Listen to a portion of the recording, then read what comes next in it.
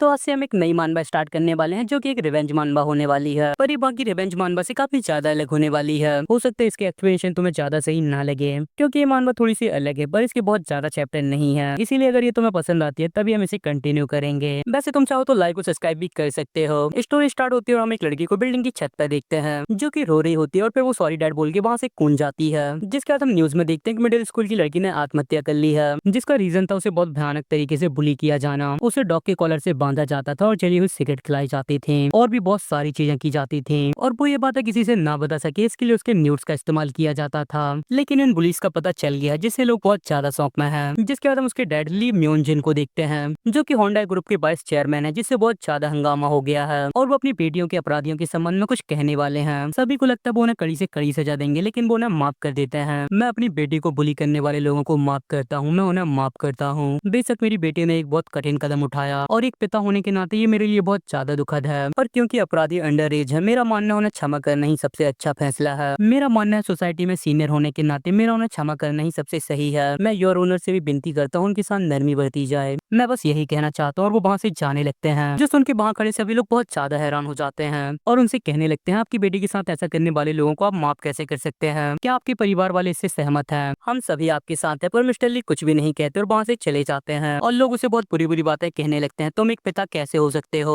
वो जरूर तुम्हारी असली बेटी नहीं होगी, पर मिस्टर ली को इससे कोई फर्क नहीं पड़ता। सोशल मीडिया में भी उसे बहुत बुरी बुरी बातें कही जाती हैं। वो उसकी असली बेटी नहीं है, कायर मूर्ख और ना जाने क्या क्या। मिस्टर ली कहते हैं लोग अपनी मर्जी से ही कहते हैं, वो मेरी असली बेटी नहीं है या फिर गोद ली हुई बेटी है, लेकिन वो सभी मेरे दुख का अंदाजा नहीं लगा सकते मैं अभी क्या महसूस कर रहा हूँ। और वो अपने हाथ में पकड़ी वाइन की बोतल को हाथ से ही तोड़ देते हैं। मैंने उनके साथ नरमी इसलिए नहीं बरती क्योंकि मैंने उन्हें माफ कर दिया, ऐसा इसलिए क्योंकि मैं उन्हें कानून के हिसाब से सजा नहीं देना चाहता। नाबालिग होने के कारण उन्हें कोई कठोर सजा नहीं मिलेगी। मैंने उन्हें सजा देने के लिए पहले ही सब कुछ तैयार कर लिया है। हाँ ना मेरी बच्ची, मुझे ये जानने में काफी देर लगेगी तुमने अपने पिता को भी उन पुलिस के बारे में क्यों नहीं बताया और अकेले ही सब कुछ सहती रही। तुम हमेशा से ही अपने से पहले दूसरों के बारे में सोचते थे। मैं सोच के पागलों की तरह पछताता हूँ, काश मैंने तुम्हें और स्वार्थी बनाया होता। लेकिन हाँ ना ये निकम्मा डैड तुमसे वादा करता है कि तुम्हें परेशान करने वाले लोगों को मैं कड़ी से कड़ी सजा दूंगा। तभी उसका साथी कहता है वाइस चेयरमैन जिस बच्ची के बारे में आपने कहा था मैं उसे ले आया हूँ। ठीक है, क्या तुम साउथ कोरिया में घुल मिल गई हो कर्मा? कर्मा एक स्माइल देके कहती है मैं ऐसा कैसे नहीं कहती स्टेप फादर, आपकी देखभाल के कारण मैं यहाँ पे काफी अच्छे से रह रही हूँ। मिस्टर ली कहते ये सुन के काफी अच्छा लगा कर्मा, अब से तुम्हें स्कूल जाने की तैयारी शुरू करनी चाहिए। जो सुनकर उसके साथ का बंदा हैरान हो जाता है। कर्मा कहते हैं साउथ कोरिया में क्या मेरी जैसी लड़की भी स्कूल जा सकती है? उसके साथ का बंदा कहता है वाइस चेयरमैन ऐसा मत कीजिए। वाइस चेयरमैन कहते हैं मैं ऐसा क्यों ना करूँ, ये इस देश के कानून के खिलाफ नहीं है। उसके साथ का बंदा अभी भी उसे मना कर रहा होता है और कर्मा उसे देख रही होती है। तुम चाहे जो भी कहो मैं इस बात का ध्यान रखूंगा कि ये लड़की स्कूल जाए। इस पूरे काम में लगभग 1 साल लगेगा।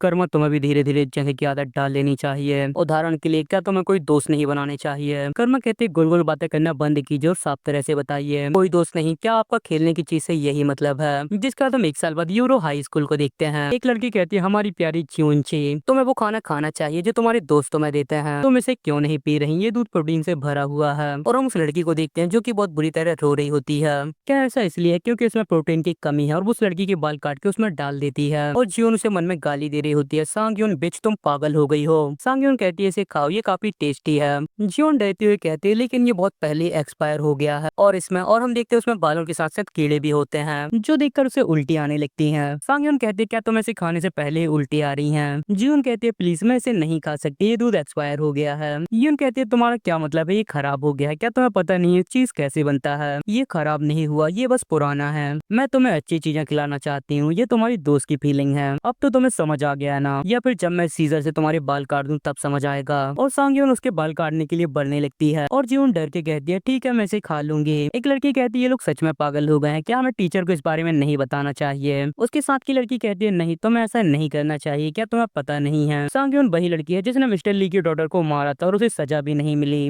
वो लड़की हैरान होकर कहती है सच में? क्या ये सच में पॉसिबल है? यही तुम्हें मेरी बातों पे यकीन नहीं हो रहा तो तुम किसी और से पूछ सकती हो। क्या तुम्हें इससे पहले इसके बारे में नहीं पता था? नहीं, मुझे लगा वो ऐसा इसलिए कर दिया क्योंकि उसका बड़ा भाई यहाँ है। सांगयोन असल में कौन है? क्या वो किसी नेता की बेटी या कुछ और है? मुझे इसके बारे में नहीं पता, पर उसके मामले में दखल मत दो। तभी हम उस क्लास की प्रेसिडेंट को देखते हैं जो कि बहुत देर से उन सभी की बातें सुन रही होती है और तभी वो बहुत गुस्से से उठ जाती है, जिसे देखकर वो लड़की हैरान हो जाती है कि क्लास प्रेसिडेंट अब क्या करने वाली है। पर इससे पहले वो कुछ कर पाती तभी वहाँ उनकी क्लास की टीचर आ जाती है। टीचर कहती है जब टीचर आसपास नहीं होते तब तुम लोग सच में पागल हो जाते हो। मैं तुम लोगों की आवाज ऑफिस तक सुन सकती थी। अब जल्दी से बैठ जाओ, मुझे कुछ बताना आना है। जीवन को बुली करने वाली लड़की कहती है आज टीचर इतनी जल्दी कैसे आ गई। सांगयन कहती है पहले जल्दी करो, दूध को कहीं छिपा दो। और हाँ जीवन, यदि तुमने टीचर के सामने कुछ करने की कोशिश की तो मैं तुम्हारी फोटोज को हर जगह फैला दूंगी। जो सुन के जीवन रोने लगती है, जिसके बाद हम टीचर को देखते हैं। टीचर कहती है तो आज से हमारी क्लास को एक नई ट्रांसफर स्टूडेंट ज्वाइन कर रही है। चूंकि यहाँ ट्रांसफर हो गया है इसलिए तुम सभी लोग इसका अच्छे से ध्यान रखना।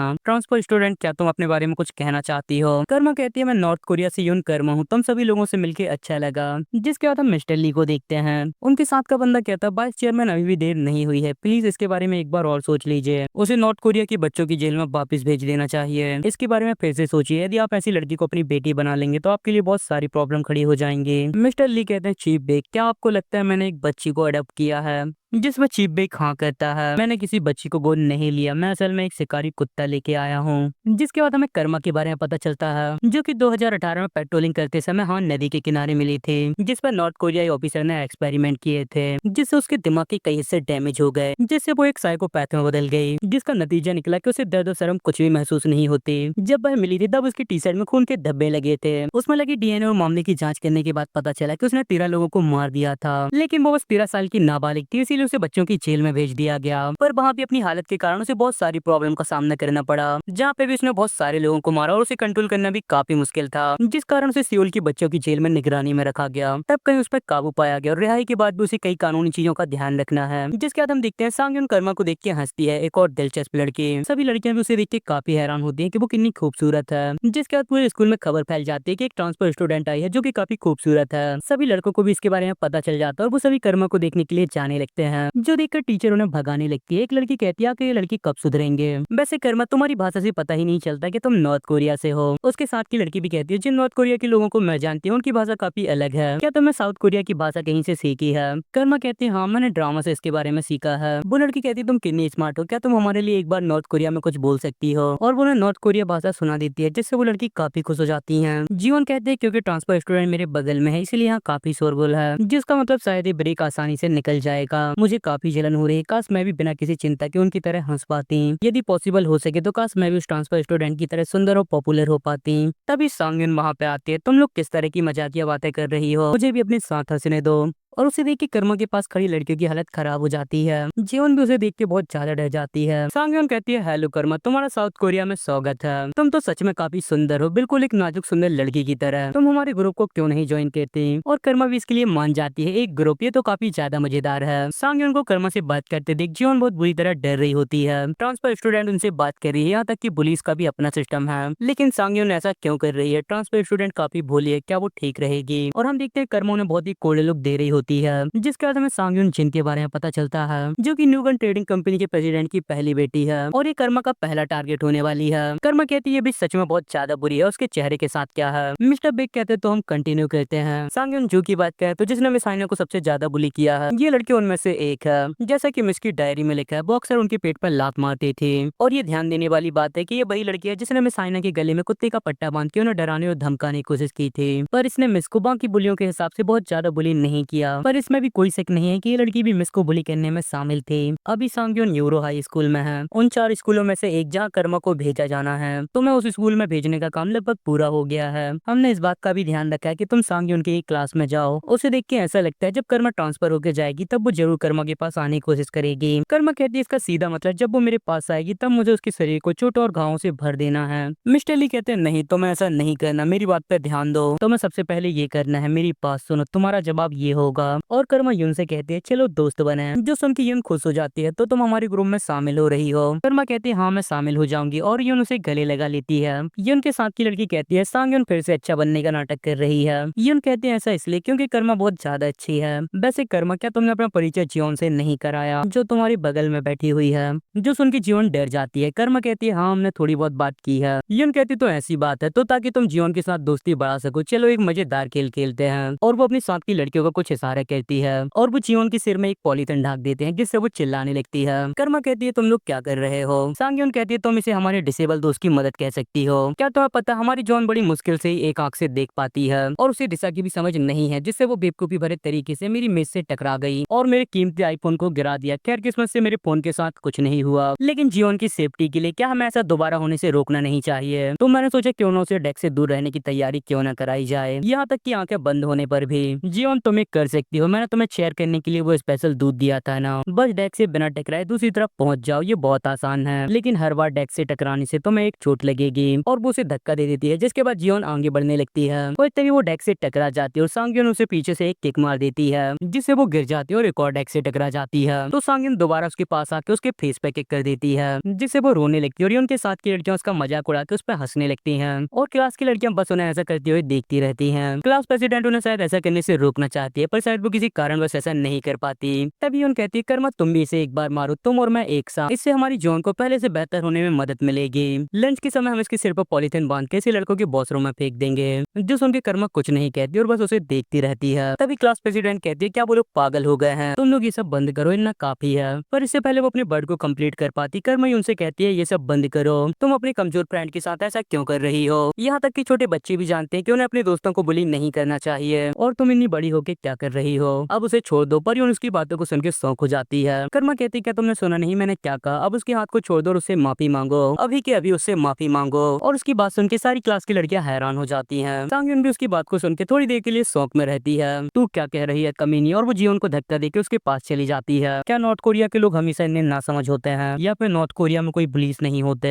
मैंने पहले ही साफ कर दिया है ना कि मैं यहाँ की क्वीन हूँ, इसीलिए या तो इस माहौल में ढल जाओ या फिर यहाँ से भाग जाओ, तुम्हारे पास दो में से एक चॉइस है, या फिर तुम लड़ना चाहती हो। कर्मा कहती है, यदि तुम ऐसा ही करती रहोगी तो मैं टीचर को बुला लाऊंगी। जो सुन के सांगयुन जोरों से हंसने लगती है। ऐसा लगता है कि नॉर्थ कोरिया में जब तुम टीचर की बात नहीं मानते तो तुम्हें फांसी दे दी जाती है। लेकिन क्या कर्मा तुम्हें पता है ये साउथ कोरिया है, और वो कर्मा पे अटैक कर देती है। तभी कर्मा को मिस्टर ली की बात याद आती है, तुम जो भी करना पहले कभी भी मत मानना। कर्मा कहती है, मैं पहले क्यों ना मारू स्टेप फादर, आखिर में मुझे उन्हें जान से मारना है, तो इससे क्या फर्क पड़ता है मैं उन्हें पहले मारूं या ना मारूं। मिस्टर ली कहते हैं, इससे फर्क पड़ता है, तुम्हें भी ये बोरिंग लगेगा कि फाइट जल्दी से खत्म हो जाए और खेलने की चीज खत्म हो जाए। हमारे प्लान का मकसद सांगयुन जिन को लगातार दर्द पहुंचाना है, जगह पहले से ही तय कर ली गई है, अब बचा है सांगयुन जिन को वहाँ पर लाना। इसीलिए कर्मा तुम्हें स्कूल की लड़ाई का निर्दोष शिकार बनना होगा। जब सांगयुन जिन तुम्हारे पास आए तो मासूम बनने का नाटक करना, तुम जब भी गलत काम होता हुआ देखना तब बिना किसी लड़ाई के उसका सामना करना। याद रखो चीजें हमेशा हमारी तरफ होनी चाहिए। कर्मा कहती है, स्टेप फादर क्या होगा अगर मैं सचमुच उन्हें बर्दाश्त ना कर पाऊँ और उन्हें मारना चाहूँ, तो फिर मुझे क्या करना चाहिए। मिस्टर ली थोड़ी देर सोच के कहते हैं, केवल एक हिट, वो भी सबके सामने, पहले एक हिट खुद खाना उसके बाद। कर्मा कहती है, तुमने मुझे मारा यही तो मैं। यून उस पर हंसने लगती है, बेवकूफ तुम क्या कह रही हो।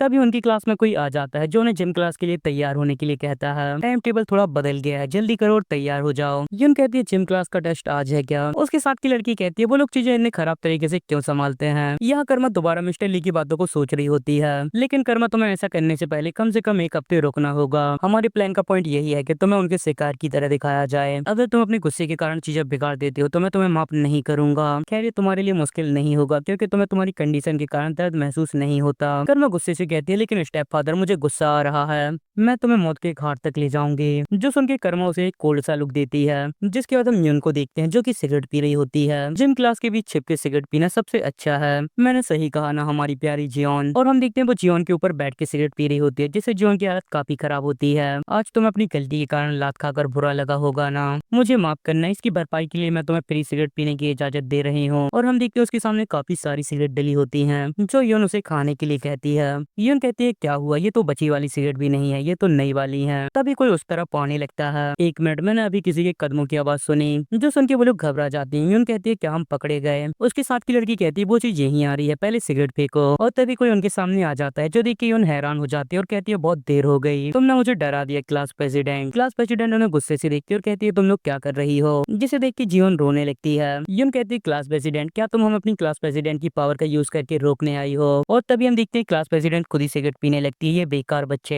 यून कहती है, मून यूजन मुझे लगा तुमने सिगरेट पीना छोड़ दिया है। मून यूजन कहती है, तुम्हें क्या लगता है मैं तुम्हें देखकर सिगरेट पीना छोड़ दूंगी। और उनकी बातें सुन के जियोन बहुत ज्यादा हैरान होती है कि आखिर यहाँ पे क्या चल रहा है। थोड़ा और समझदार बनो, अभी 1 साल भी नहीं हुआ जब हमने एक लड़की को मौत के घाट उतार दिया था, तुम लोग पूरी तरह पागल हो गई हो। जिसके बाद हमें इस लड़की के बारे में पता चलता है, जिसका नाम मून यूनजन है, और ये भी मिस्टर ली की बेटी की मौत की दोषी है। यून कहती है, उस बिच ली हाइना की कहानी को सामने मत लाओ, तुम इसे सामने क्यों लेके आए, उसकी कितनी बेकार किस्मत थी। और ये सुन के जियोन की हालत बहुत बुरी तरह खराब हो रही होती है। मून यूजन कहते, तुम पागलो, उस लड़की के बारे में हमारी क्लास में पहले से ही अब्बा फैल रही है। उसके साथ की लड़की कहती है, क्या ऐसा कौन कर रहा है, मैं उसकी जीभ काट दूंगी। यूजन कहती, तू बेवकूफ, मैंने अभी क्या कहा, हमें शांत रहना चाहिए ना। और तुम क्या करना चाहती हो, जीभ काटना चाहती हो, क्यों ना मुझे तुम्हारी ही जीभ काट देनी चाहिए। जो सुन के वो लड़की डर जाती है और उससे माफी मांगने लगती है। यूजन कहती है, यूजन मूड क्यों खराब कर रही हो। यूजन कहते मूर्खों मेरी बातों को ध्यान से सुनो, अब हम हाई स्कूल में है, क्या तुम्हारा कॉलेज जाने का कोई प्लान नहीं है? क्या तुम लोगों को लगता है तुम लोग हमेशा इस तरह मूर्ख बन के रह सकती हो फ्यूचर के लिए बिना कोई प्लान बनाए? ये दुनिया सिर्फ लिहाना के मूर्ख पिता जैसे लोगों से नहीं भरी है,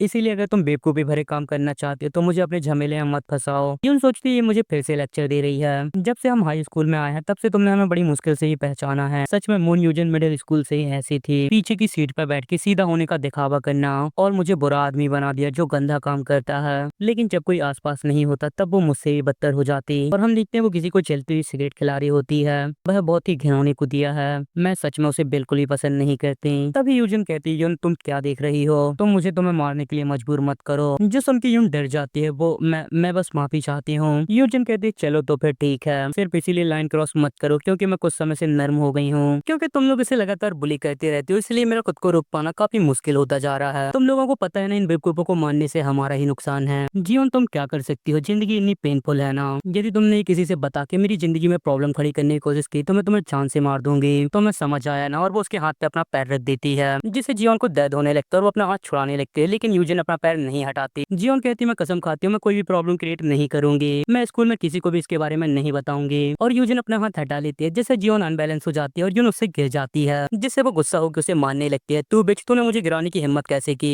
तभी यूजन कहती है तुम क्या कर रही हो, पागलों की तरह हरकतें बंद करो, ये सब बंद करो और क्लास में चलो। अब तुम लोगों के जिम टेस्ट की बारी है और हाँ अभी मत आओ, मेरे जाने के थोड़ी देर बाद आना, तुम सभी को समझ आया ना। तभी जीवन उसे पीछे से मिडिल फिंगर दिखाने लगती है। तभी यूजन कहते हैं यून मैंने कहा शांत रहना, लेकिन ट्रांसफर स्टूडेंट को थोड़ा मजा जरूर चखाना। उसे नाटक करते हुए देखने में मुझे थोड़ा गुस्सा आता है। जिसके बाद हम जिम टीचर को देखते हैं। क्या तुम अपने जिम के कपड़े नहीं लेके आए क्योंकि तुम्हारा अभी भी ट्रांसफर हुआ है? तुम उन्हें किसी दूसरे क्लास के स्टूडेंट से उधार क्यों नहीं ले लेती? खैर मुझे नहीं लगता तुम्हारी किसी और क्लास के बच्चों से अभी पहचान होगी। कर्मा कहती है टीचर ठीक है मैं ये काम स्कूल यूनिफॉर्म में ही कर सकती हूँ। टीचर कहता है नहीं, लेकिन ये चीज टेस्ट के ग्रेड में गिनी जाएगी। खैर मैं तुम्हें नंबर दूंगा भले ही तुम स्कूल यूनिफॉर्म में हो। कर्मा उन्हें धन्यवाद कहती है और अपने टेस्ट के लिए तैयार हो जाती है। तभी उसे एक लड़की ऑल द बेस्ट करती है जिसके बाद कर्मा के सामने बॉल रखी होती है और वो उन्हें देख रही होती है। वहाँ बैठी लड़कियां बात कर रही होती है क्या वो स्कूल यूनिफॉर्म में से कर पाएगी। एक लड़की कहती है वो गेंद के सामने बिल्कुल एक नाजुक लड़की की तरह लग रही है। तभी सांग्यून कहते हैं तो फिर तुम उसे चूम क्यों नहीं लेते हैं, जिससे वो लड़की डर जाती है और उससे माफी मांगने लगती है। मून यूजन तुम्हें बताने की जरूरत नहीं थी, मैं पहले से एक नया खिलौना चाहती थी। जीवन के साथ खेल खेल कर अब मैं थक गई हूँ, उसके साथ खिलवाड़ करने में अब मुझे बहुत ज्यादा मजा नहीं आता। यदि मैं कुत्ता रखने वाली हूँ तो वो ट्रेन करने के लायक भी होना चाहिए। उसे देखो वह इसके लिए एकदम सही है, वो इसके लिए बिल्कुल सही है क्योंकि वो नॉर्थ कोरिया से आई है इसलिए वो यहाँ किसी को नहीं जानती होगी, इसलिए वो आसान टारगेट है। और सबसे बड़ी बात वो दुबली पतली और कमजोर भी है। तभी कर्मा अपनी फुल पावर के साथ बॉल में हिट करती है जो कि इतनी तेजी से जाती है कि गोली तक सौंक हो जाती है। और वहाँ बैठी सारी लड़कियां भी इससे बहुत ज्यादा सौंक हो जाती हैं और वो लोग बात करने लगती हैं क्या तुम लोगों ने सुना, ये आवाज बिल्कुल तोप की तरह थी, ऐसा लग रहा था कि किसी लड़के ने बॉल को मारा हो। और ये देख के तो युन का चेहरा पूरी तरह लटक जाता है। यहाँ कर्मा एक के बाद एक बॉल को हिट कर रही होती है जो देखकर सभी लोग हैरान हो रहे होते हैं। तभी कर्मा दोबारा अपनी फुल पावर के साथ बॉल को हिट करती है जो कि तेजी से पोल से टकराती है और बैठी हुई लड़कियों के बीच से निकल के युन के बहुत किनारे से निकल जाती है जिससे वो दोनों काफी ज्यादा डर जाती है। तभी हम कर्मा को देखती हैं जो कि उनको एक इविल सी स्माइल दे रही होती है। तभी युन उस पर चिल्लाने लगती है वो बिच, वो मुझे चिढ़ा रही है, वो मुझे चैलेंज कर रही है, लगता है तू जिम क्लास के बाद मरने वाली है। जिसके बाद हम क्लास में देखते हैं युन बड़ी ही गुस्से से दरवाजा खोलती है। युन कहती है हे स्पाई बिच, तूने बॉल का निशाना हमारी तरफ किया था ना, तुझे ऐसा करने की खुजली हो रही थी ना, क्या तुझे लगता है अगर तू अपनी ताकत दिखाएगी तो मैं डर जाऊंगी? ऐसा लग रहा है तू पिटने से बचने की पूरी कोशिश कर रही है। क्या तुझे पता है मेरा भाई कौन है? तुम यहाँ कुछ भी नहीं हो, तुम बस नॉर्थ कोरिया से आई बिच हो। बिच चलो देखते हैं तुम क्या कर सकती हो, मुझे वैसे ही लात मारो जैसे तुमने जिम क्लास के समय बॉल को मारी थी। कर्मा कहती है मैं ऐसा नहीं कर सकती। युन कहती है अब क्या हुआ बिच, मैं ऐसा नहीं कर सकती क्योंकि तुम्हारा सिर अभी जमीन पर नहीं है, तो फिर मैं उसे फुटबॉल की बॉल की तरह कैसे किक कर सकती हूँ? जो सुन के युन थोड़ा सा हैरान हो जाती है तुमने क्या कहा? कर्मा कहती है तुम सच में डर गई होगी क्योंकि तुम अपने साथ इन लोगों को जो लेके आई हो, तुम अपने उसी भाई की बात कर रही हो ना जिसको तुम्हारी कोई परवाह नहीं है। तुम कूल बनने की बहुत कोशिश कर रही हो, ये कितना क्यूट है। तभी युन उस पर अटैक कर देती है तू बिच शांत हो जा। लेकिन तभी उसे एक पंच आके लगता है जो कि कर्मा ने मारा होता है जिससे उसकी नाक से खून निकलने लगता है और वो गिर जाती है जो देखकर सभी लोग हैरान हो जाते हैं। जो देखकर यूजन बहुत गुस्से में आ जाती है और युन को इस हालत में देख के क्लास में बहुत हल्ला होने लगता है। कर्मा कहती है अब मैं कुछ नहीं जानती, उसे मारना काफी मजेदार है, उसकी चीखें सुनने में कितनी अच्छी लग रही हैं। स्टेप फादर मुझे माफ करना, मैं आदत से मजबूर हूँ, तो अब से मैं चीजें अपने हिसाब से करूंगी। युन के साथ की लड़कियां कहती हैं इसका खून नहीं रुक रहा है, हमें क्या करना चाहिए, जल्दी से कोई टीचर को बुलाओ। और कर्मा उनकी तरफ बढ़ने लगती है जो देखकर युन डर जाती है। कर्मा कहती है तो आखिरकार अब बॉल जमीन में है और वो युन के मुंह पे अपना पैर रख देती है। याद करो तुमने क्या कहा था, तुमने कहा था ना कि मुझे लात मारो। मैंने सुना ये साउथ कोरिया का नियम है कि जो कहा जाता है उसे करना पड़ता है, इसीलिए मैं ऐसा करने पर संकोच नहीं करूंगी। मुझे तुम्हें कैसे किक करना चाहिए? क्या मैं तुम्हें पैर से अच्छे से मारूं या तुम्हारे सिर के पीछे एड़ी से मारूं? मैंने फैसला कर लिया, तुम मंद बुद्धि लगती हो, इसीलिए मैं नक्कल बॉल खेलने जा रही हूँ। तभी उनकी एक साथी कर्मा पे चेयर से अटैक कर देती है, लेकिन कर्मा काफी आसानी से उससे बच जाती है और वो लड़की अनबैलेंस होकर गिर जाती है। कर्मा कहती है तुम क्या कर रही हो, बैले डांस? और वो उसे बालों से पकड़ के कहती है वफादारी अच्छी बात है, लेकिन अपनी बारी का इंतजार करो, मैं तुम्हारी बारी का भी ध्यान रखूंगी। तो फिर जल्दी किस बात की है? ऐसा लगता है तुम पहले मरना चाहती हो, तो मैं तुम्हारी इच्छा पूरी कर देती हूँ। वो लड़की मना करने लगती है, पर कर्मा उसे रस्सी से बांध देती है, जो देखकर सारी लड़कियां हैरान हो जाती हैं। आखिरकार ये पूरा हो गया, तो फिर चलो खेलते हैं, मेरे पीछे आओ पागल बेच। और वो उसे घसीट के कहीं ले जाने लगती है। तुमने ही पहले मुझे चेयर से मारने की कोशिश की थी, तुम चेयर और डेस्क का इस्तेमाल इस तरह करती हो। ध्यान से देखो एक चेयर और डेस्क का इस्तेमाल कैसे करते हैं। और वो उसका सिर पकड़ के डेस्क पे मार देती है एक बार फिर से, जिससे वो लड़की चिल्लाने लगती है, जो देखकर सभी लड़कियां डर जाती हैं। पर कर्मा नहीं रुकती और एक के बाद एक उसे मारती जाती है, जो देखकर यूजिन भी हैरान हो जाती है। तभी वो कहती है मैं टीचर को बुलाने जा रही हूँ। यह उस लड़की का चेहरा खून से भर जाता है। तभी कर्मा उसे एक लात मार के दूर फेंक देती है, जो देखकर उसके साथ की लड़की की हालत खराब हो जाती है।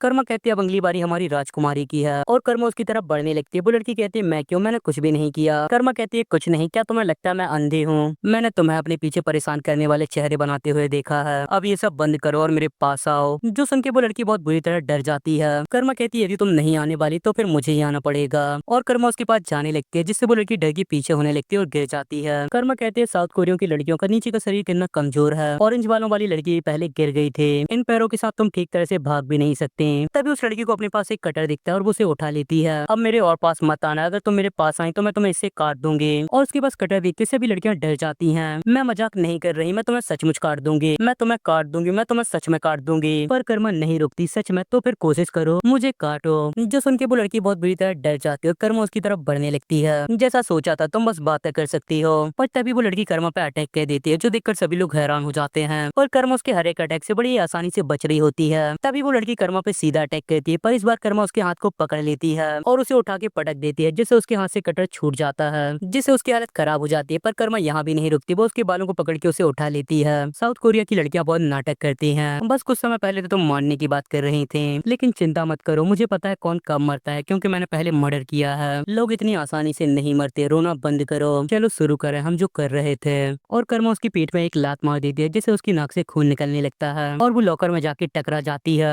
पर कर्मा यहाँ भी नहीं रुकती, वो उसके सिर पर दोबारा लात मारती है, जिससे वो लॉकर के अंदर घुस जाती है, जो देखकर सभी लोग डर जाते हैं। एम्बुलेंस को कॉल करो, टीचर कहाँ है, वो अभी तक कहाँ पहुँचे? ये लड़की तो पूरी तरह पागल है, किस तरह के लोग यहाँ ट्रांसफर हुए हैं? क्या तुम पागल हो? तुम उसे गुस्सा क्यों दिला रही हो? क्या हुआ अगर वो हमारे पास आ गई? तभी कर्मा चिल्ला के कहते हैं सभी लोग शांत हो जाओ, मेरी बात सुनो। कर्मा कहती है मैंने ये काम तारीफ पाने के लिए नहीं किया, यदि तुम लोग मेरा साथ नहीं दोगी तो क्या मुझे दुख नहीं पहुँचेगा? देखो एक बदमाश जिसने क्लास का माहौल बिगाड़ दिया था, मैंने कर्मा ने तुम डरे हुए लोगों के लिए उसका सामना किया है। क्या तुम लोग देख नहीं सकते?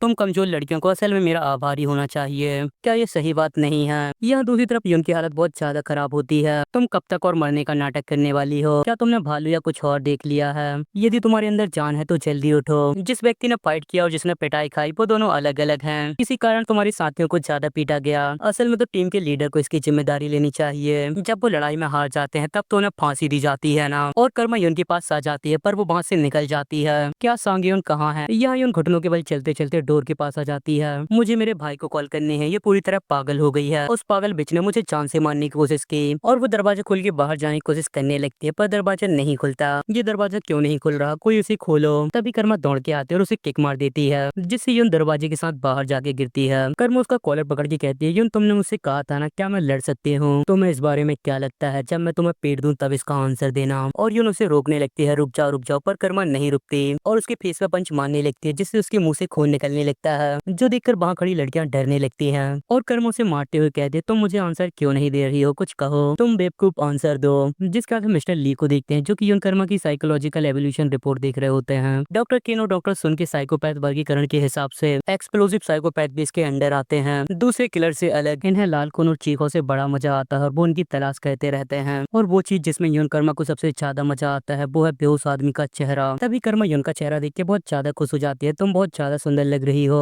यह मिस्टर बिग बहुत ही जल्दबाजी में मिस्टर ली के पास आ गए होते हैं वाइस प्रेसिडेंट। मिस्टर ली कहते ये देखकर कि आप बिना खटखटाए अंदर आ गए हैं, ऐसा लगता है युन कर्मा ने कोई प्रॉब्लम क्रिएट कर दी है। और उनका अंदाजा बिल्कुल सही होता है। कम से कम एक हफ्ता कर्मा को शिकार की तरह दिखना होगा। क्या ये प्लान का हिस्सा नहीं था? ईमानदारी से मुझे उम्मीद नहीं थी ये 2 दिन भी चलेगा। एक हफ्ता तो बहुत दूर की बात है, लेकिन ये तो 2 दिन भी नहीं चला। दूसरा पीरियड खत्म होते ही स्कूल से कॉल आ गया। अब हमें क्या करना चाहिए? अगर ऐसा है तो हमें प्लान के हिसाब से ही चलना चाहिए। इसको अभी से किसी भी हालत में खत्म नहीं होना चाहिए। मिस्टर बेग कहते हैं सच में आप जानते हैं ना क्या होगा? आखिर आप क्या सोच रहे हैं? मिस्टर ली कहते हैं ऐसा लगता है मैं उन लड़कियों को दर्द से जूझते हुए देखने के लिए बेताब हो रहा हूँ। मैं इसे जल्द से जल्द देखना चाहता हूँ। मैं अब और इंतजार नहीं कर सकता। जो सुन के मिस्टर बेग हैरान हो जाते हैं। मिस्टर बेग जो हो गया वो हो गया, आइए अब देखते हैं आगे क्या करना है। जिसके बाद हम देखते हैं टीचर कर्मा को दूर कर रहे होते हैं और वो प्रेसिडेंट की तरफ देख रही होती है और प्रेसिडेंट भी उसे बहुत ही गुस्से से देख रही होती है। तभी कर्मा उसे देख के एक ईविल स्माइल करती है। जिसके बाद हम देखते हैं स्कूल में उनकी मॉम आई होती है। होम रूम टीचर कहाँ पे हैं? वो आज नहीं है, इसीलिए उनकी जगह मैं हूँ। कितने बेकार लोग हैं, टीचर को भूल जाओ। क्या वो ये है जिसने युन को मारा? उसकी आंखों को तो देखो,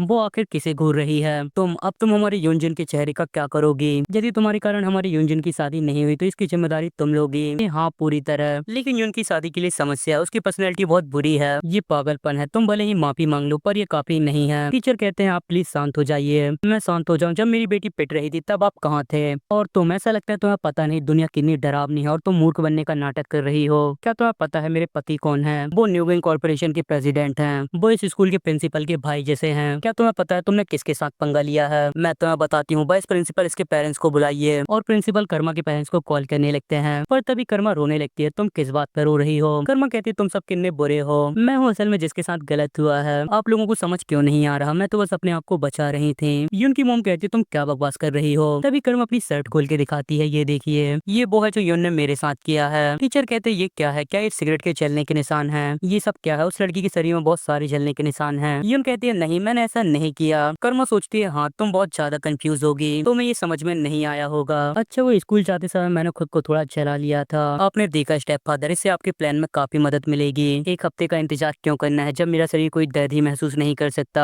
मुझे बस अपने आप को नुकसान पहुंचाना है। पर ये देख के युन हैरान हो जाते हैं कि उसने तो ऐसा कुछ भी नहीं किया। युन की मोम कहती है युन तुमने कहा था तुमने सिगरेट छोड़ दिया, क्या तुमने मुझसे झूठ कहा था? युन कहती है मम्मी जरूरी नहीं है, वो नाटक कर रही है। कर्मा कहती है तुम झूठ बोल रही हो, तुमने मुझे अपने दोस्तों से पकड़ पाया और जला दिया। युन कहती है तुम झूठ बोल रही हो बिच। यदि ऐसा है तो तुम जानती होगी मैं कौन सी ब्रांड पीती हूँ। जल्दी करो जवाब दो। तुम जवाब नहीं दे पा रहे क्योंकि तुम झूठ बोल रही हो। कर्मा कहते मुझे साउथ कोरिया के सिगरेट के नाम नहीं पता। जो सुन के युन हैरान हो जाते हैं कि अब वो क्या करे। युन की मोम कहते हैं खैर किसी लड़की के चेहरे पे इस तरह मानना क्या सही बात है? सेही और सोनन भी उसी क्लास से हैं और उनकी छोटों में भी इमरजेंसी रूम में टाँके लगाए जा रहे हैं। मैं इसे इस तरह नहीं जाने दूंगी। मैं एक अनुशासन समिति बनाऊंगी और तुम्हें कड़ी से कड़ी सजा दूंगी। वाइस प्रिंसिपल आप कब उसके पेरेंट्स को कॉल करेंगे? प्रिंसिपल कहते हैं मैं बस कर रहा हूँ, अब आप उनसे बात कर सकती हैं। और युन की मोम मिस्टर ली से बात करने लगती हैं। मिस्टर ली कहते हैं आपसे मिलकर अच्छा लगा। क्या आप युन की मोम हैं? हाँ मैं ही हूँ। क्या आप जानते हैं आपकी बेटी ने क्या किया है? यहाँ आओ और घुटने पे बैठकर मुझसे माफी मांगो। मिस्टर ली कहते हैं मुझे माफ करना पर यह मुश्किल है। तुमने क्या कहा? मिस्टर ली कहते हैं मैं बहुत बिजी आदमी हूँ इसीलिए आज स्कूल आना बहुत कठिन है। मुआवजे के संबंध में हम अलग से बात कर सकते हैं। हम आपको तारीख और समय के बारे में बता देंगे। तो फिर मैं फोन रखता हूँ। मिस्टर ली फोन रख देते हैं जिससे युन की मोम हैरान हो जाती है। ये सब क्या है? जैसा बाप वैसी बेटी।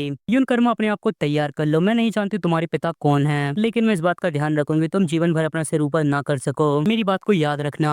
और कर्मो से कीबिल से स्माइल देती है जिसके बाद वो वहाँ से चली जाती हैं। कर्मो सोचती है जैसे उम्मीद थी स्टेप फादर बहुत गुस्से में लग रहे थे। उन्होंने मुझे फोन करके कुछ करने के लिए कहा भी नहीं। पर स्टेप फादर आपका काम करने का तरीका काफी गोलमाल है। खैर मैं कोई अच्छा रास्ता ढूंढ लूंगी। जिसके बाद हम क्लास प्रेसिडेंट को देखते हैं जो कि कुछ सोच रही होती है। मैं जितना इसके बारे में सोचूं इस लड़की युन कर्मा के बारे में कुछ न कुछ अजीब जरूर है। जब मैंने उसे सांगिन को रोकते हुए देखा तब मुझे लगा वो एक देहाती गवार बेवकूफ लड़की है। लेकिन जब चीजें यहाँ तक आ गई मुझे लगता है वो शुरू से ही सांगिन से लड़ना चाहती थी। उसे देख के ऐसा लग रहा था वो बहुत अजीब रूप से इसे एंजॉय कर रही थी, जैसे वो पहले वाली युन कर्मा न हो के कोई और ही हो। उसने पहले कहा था वो क्लास का माहौल खराब करने वाले बदमाशों को हटा रही है और सभी को उसका आभारी होना चाहिए। पर लोग आमतौर पर ऐसा कभी भी नहीं कहते, मानो किसी चीज ने उसके दिमाग में ये डाला हो। युन कर्मा नॉर्थ कोरिया से आई एक अजीब लड़की, उसकी फाइटिंग एबिलिटी भी उम्र के हिसाब से काफी ऊपर है। लड़ाई जैसी चीजों को बढ़ाने की बात करें तो ये उसमें परफेक्ट लगती है। युन कर्मा ने आज सांग्यन को पीटा, क्या ये बस एक संयोग है? तभी सांग्यन वहाँ पे आ जाती है। तुम तो जल्दी चली गई थी ना सांग्यन। युन गुस्से में कहती है तुम्हें टीचर को लाने में इतना समय कैसे लग गया था? जितना समय तुमने लिया उतने में तुम ट्रक भर के टीचर ला सकती थी। अच्छा तुम्हारी बुरी किस्मत, मेरे पास ट्रक चलाने का ड्राइविंग लाइसेंस नहीं है। क्या ये इम्पोर्टेंट नहीं है कि मैंने उन्हें कॉल किया, चाहे वो किसी भी काम के लिए क्यों ना रहा हो। सांगयुन कहती है क्या तुम्हें पता है, मैं अंदाजा लगा सकती हूँ तुम जानबूझकर देर से क्यों आई। तुम डर गई थी कहीं तुम्हारा असली रूप सामने ना आ जाए। तुम्हें डर था कि यूनकर्मा तुम्हें टीचर को लाते हुए देख लेती और वो तुम पर भी अटैक ना कर देते, और तुम्हारी पर्सनैलिटी के साथ तुम बस वहाँ खड़े होकर सहती नहीं रहती। फिर तुम्हारा अच्छा खासा नाटक सभी के सामने टूट जाता। जब मैं पिट रही थी तब तुम छिपी हुई थी क्योंकि तुम्हें डर लग रहा था। मैंने सही कहा ना। तभी यूजिन कहती यून और वो उसके फेस पर बुक फेंक के मार देती है, जिसके बाद वो उसे किक मार देती है और यून दूर जाके गिरती है। एक बार और कहो कि मैं जानबूझकर देर से आई थी, तुम्हारा मेरे सामने ऐसा कहने की हिम्मत कैसे हुई। यून कहती है तुम पागल, मेरी मॉम अभी भी टीचर के ऑफिस से निकली है। सच में? तो फिर उसे वापस लेके आओ, चलो देखते हैं क्या होगा। और यून कुछ नहीं कह पाती। हमारी प्यारी यून, चूंकि तुम काफी लंबे समय से क्वीन का रोल कर रही हो तो तुम भूल गई हो तुम बस एक नीच इंसान हो। तुम अपनी फैमिली के कनेक्शन के बिना कुछ भी नहीं, बस एक कूड़ा हो। तुम बस एक पपी हो जिसे हमने पाला है। तो नाटक करना बंद करो। यदि मैं तुम्हारी जगह होती तो मैं यहाँ कोई भी तमाशा नहीं करती।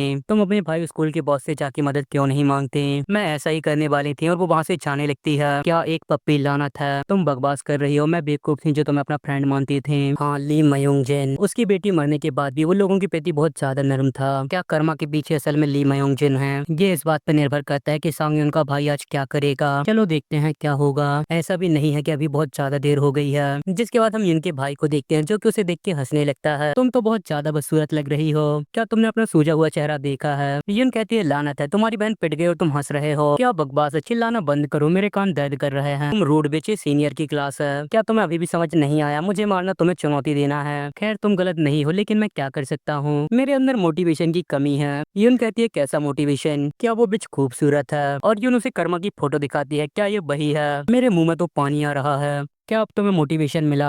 और हमें इस लड़के के बारे में पता चलता है सांग जिनबू 18 साल, और ये भी मिस्टर ली की बेटी के मामले में शामिल था, जो कि इलीगल फिल्मिंग और ग्रुप सेक्सुअल असॉल्ट में शामिल था। सांग युन सोचती है युन कर्मा तुम्हारा खेल खत्म हो गया। ऐसे बहुत से लोग हैं जिसके साथ इसने गलत काम किया और वो इसकी रिपोर्ट नहीं कर पाए। तुम्हारी मुझसे पंगा लेने की हिम्मत कैसे हुई। बस थोड़ी देर और रुको युन कर्मा, मैं तुमसे इस तरह बदला लूंगी कि तुम जमीन पे गिर के भीख मांगोगी। जिसके बाद हम देखते हैं कुछ लड़कों ने किसी का रास्ता रोका होता है जो कि कर्मा होती है। सांग जिनबू कहता है असल में तो तुम और भी खूबसूरत लगती हो, यहाँ तक कि तुम्हारा ये कोल्ड लुक भी सुंदर है। युन कर्मा, नॉर्थ कोरिया की खूबसूरती, साउथ कोरिया आने की याद में हम तुम्हें अच्छा महसूस कराएंगे। तभी युन कहती है अब तुम्हें समझ आया ना तुम कहाँ पे हो, तुमने किसके साथ पंगा लिया है। तुमने गलत लोगों के साथ पंगा लिया है बेवकूफ बेच। और कर्मा बिना कुछ कहे बड़ा ही कोल्ड लुक दे रही होती है।